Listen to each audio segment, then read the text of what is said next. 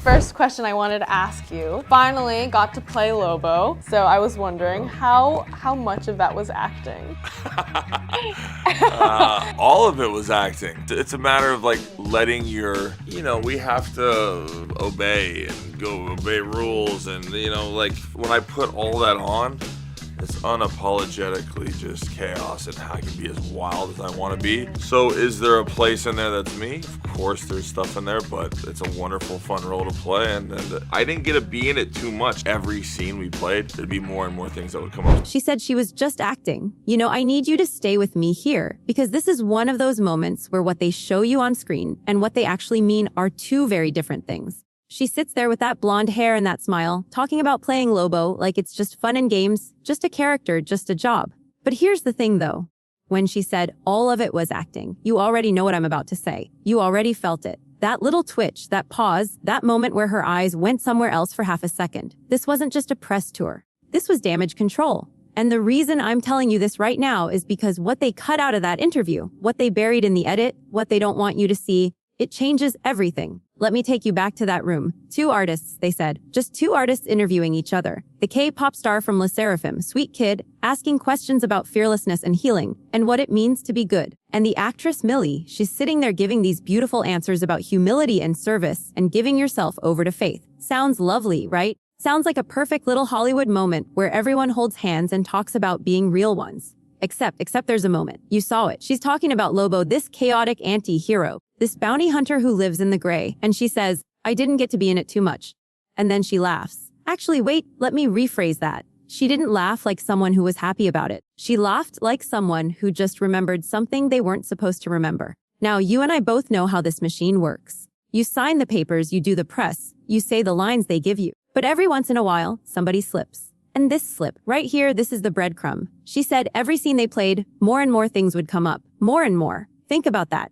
She's not talking about the script. She's not talking about the director's vision. She's talking about things that came up. And the way she said it, that little pause, that little hesitation, just like I know, that wasn't improvisation. That was the truth trying to crawl out from under all that Hollywood polish. I want you to think about something for a second. And I'm going to slow down here because this matters. This matters more than the movie, more than the franchise, more than any of it. She talked about fearlessness. She said fearlessness means having the courage to say and be something that scares you, to confront that fear head on. And then the other one, the K-pop artist, she said fearlessness is about giving yourself over to faith, to something bigger than you. Beautiful words, inspiring words, words that make you feel like maybe these people are different, maybe they're woke, maybe they actually get it. But then the actress Millie, she says something that cut right through all of it.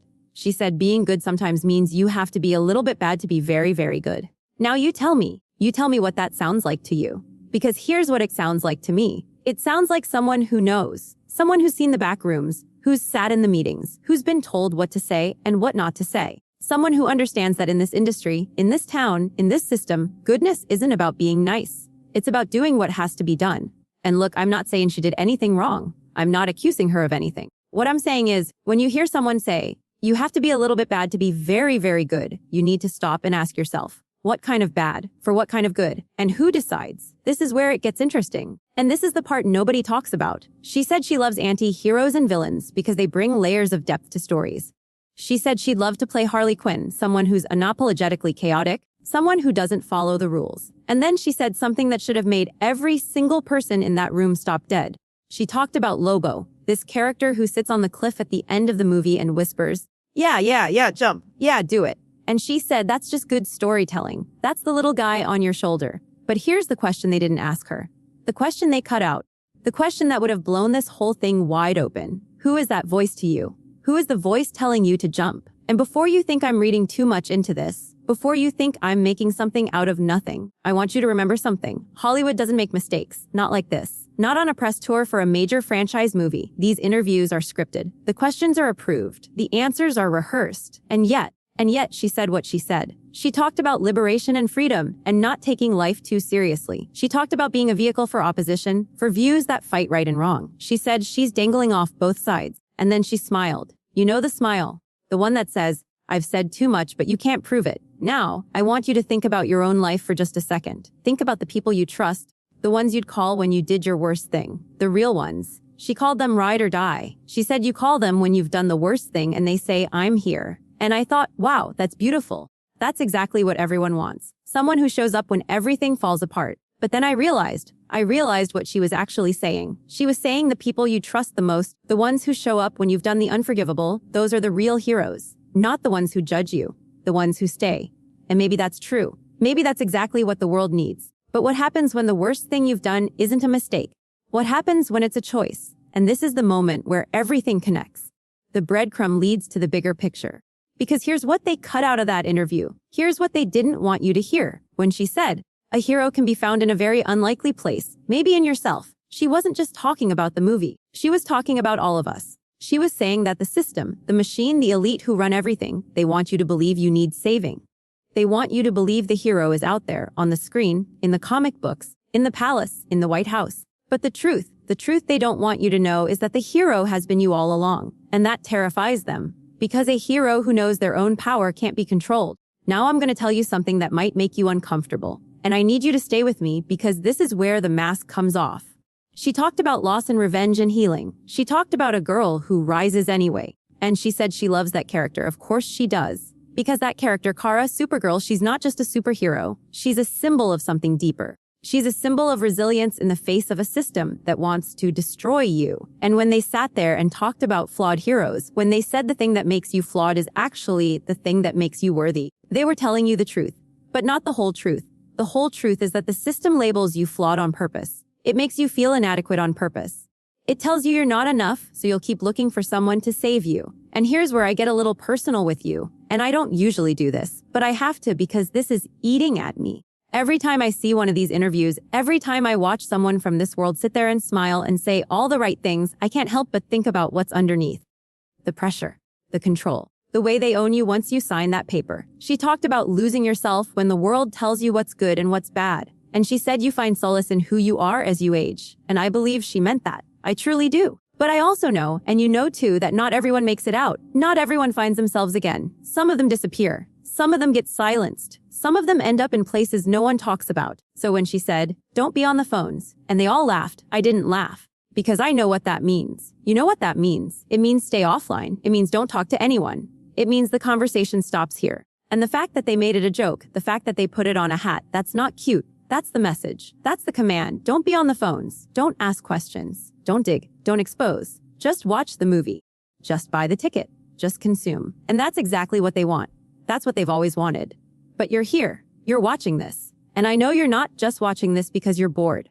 You're watching because you already knew something was wrong. You already knew that interview felt off. You already knew that when she talked about being a little bit bad, she wasn't talking about the character. And here's the thing they don't want you to understand. This isn't about one actress. It's not about one movie. It's about the entire system. The same system that tells you to trust the news, trust the government, trust the doctors, trust the schools. The same system that calls you a conspiracy theorist the moment you ask a question. The same system that buried the truth about everything from the royal family to the FBI to what's really happening in those Hollywood hills. And look, I'm not here to tell you what to believe. That's not my job. My job is to show you what they cut out. My job is to play the parts of the tape they don't want you to see. And what I'm showing you right now is that in that interview, in that room, in that moment, someone told the truth. Not the whole truth. They never give us the whole truth. But enough. Enough to know that something dark is underneath. Enough to know that the hero they're selling you isn't real. And enough to know that the real hero, the one who fights the system, who questions everything, who refuses to be controlled, that hero is you. That hero is us. I want to ask you something, and I want you to really think about this. When she said, just be good, that doesn't mean you cannot be tough, and that doesn't mean you have to be nice, but you must be good. What did she actually mean? Because the way I see it, she was drawing a line. She was saying niceness is a performance. It's what they demand from you. But goodness, real goodness, that's something else. That's choosing what's right even when it costs you. Even when it means being tough. Even when it means not being nice. And if you really ask me, that's the most dangerous thing anyone in Hollywood has said in years. Because if people stop being nice, if people start being good, if people start refusing to play along, the whole thing falls apart. Now, I know some of you are going to say I'm reading too much into this. I know some of you are going to say she's just an actress, just a movie, just a marketing campaign. But, you know, just like I know, that's how they get you. That's how they've always gotten you. They make you think it's small. They make you think it's just entertainment. And then, before you know it, you're nodding along while they tell you what's true and what's not. You're consuming what they feed you. You're believing what they say. And you've stopped asking the one question that matters. What are they not telling me? And this is the part where I need you to do something. I need you to think back to every interview you've ever seen, every press tour, every red carpet, every time someone smiled and said everything was fine. And I need you to ask yourself, how many of them were lying? How many of them were hiding? How many of them were standing there, just like this actress, with the truth bubbling up inside them, desperate to get out, but they couldn't because the contract said they couldn't. The lawyer said they couldn't. The machine said they couldn't. And then imagine what happens when someone actually does. Imagine what happens when someone says everything. Imagine what happens when the tape doesn't get cut. She said, we're all real ones. She said that's the best thing to be. And she's right. But here's the problem. Being a real one in this world means you're a target. It means the system comes after you. It means they cut your scenes. They shorten your interviews. They bury your message. They make you disappear. And I'm not just talking about actresses. I'm talking about whistleblowers. I'm talking about journalists. I'm talking about anyone who stands up and says, I won't play along anymore. You see them too. You watch them get torn apart. You watch them get labeled crazy. You watch them get erased from the conversation. So I'll leave you with this. And I want you to sit with it. I want you to let it settle in your chest where all the anger lives. When she said, the hero might be in yourself, she wasn't just talking about the audience. She was talking about all of us. She was saying, look in the mirror. Look at who you are. Look at what you've survived. Look at what you know. And then ask yourself if the system is lying to you, if the news is lying to you, if Hollywood is lying to you, if everyone in power is lying to you, then what's your job? What are you supposed to do with all that truth? What are you supposed to do with all that knowing? You already know the answer. You've always known. The question is, what are you going to do about it? Because the tape is out there. The truth is out there. And they can cut all they want, but they can't cut everything. They can't cut what you already saw. They can't cut what you already felt. And they definitely can't cut what you're about to say in the comments. So go ahead. Tell me. Tell all of us. What did you see in that interview that nobody else saw? What did you hear that they tried to cut out? Because I'll tell you something right now, and I mean this from the bottom of my heart, we are the real ones. And the real ones don't stay silent.